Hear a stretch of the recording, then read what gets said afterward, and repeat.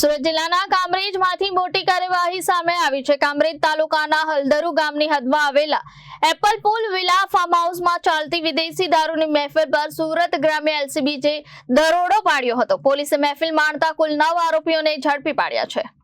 સુરત ગ્રામ્ય જિલ્લામાં અસામાજિક અને ગેરકાયદેસર પ્રવૃત્તિઓ સામે પોલીસ દ્વારા સતત કાર્યવાહી કરવામાં આવી રહી છે। સુરત વિભાગના પોલીસ મહાનિરીક્ષક પ્રેમવીરસિંહ અને સુરત ગ્રામ્ય પોલીસ અધિક્ષક રાજેશ ગડિયાની રાહબરી હેઠળ એલસીબીને ગેરકાયદેસર પ્રવૃત્તિઓ શોધી અસરકારક કાર્યવાહી કરવા સૂચના આપવામાં આવી હતી। જેના અનુસંધાને એલસીબી પીઆઈ એનજી પાંચાણીના માર્ગદર્શન હેઠળ PSI JL Patel, PSI HC Masani, PSI AN Chauhan અને પીએસઆઈ જેકે રાવ સહિતની ટીમો દ્વારા રાત્રિના સમયે ફાર્મ હાઉસ, હોટલ અને ગેસ્ટ હાઉસમાં ચેકિંગ હાથ ધરવામાં આવ્યો હતો।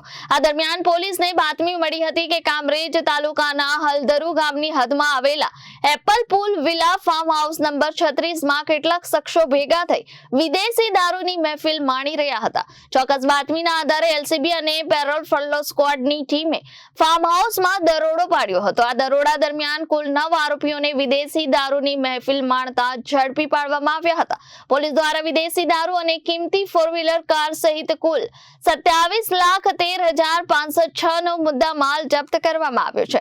ઝડપાયેલા આરોપીની પૂછપરછ દરમિયાન અંત્રોલીના ભૂરી ફળિયાના રોહિત વાસફોડિયા અને ઈશ્વર વાસફોડિયા દ્વારા આ ફાર્મ હાઉસમાં દારૂની મહેફિલનું આયોજન કરવામાં આવ્યું હોવાનું પોલીસ તપાસમાં સામે આવ્યું છે। હાલ સમગ્ર મામલે પોલીસે પ્રોહિબિશન કાયદા હેઠળ કાર્યવાહી હાથ ધરી અને વધુ તપાસ શરૂ કરી છે।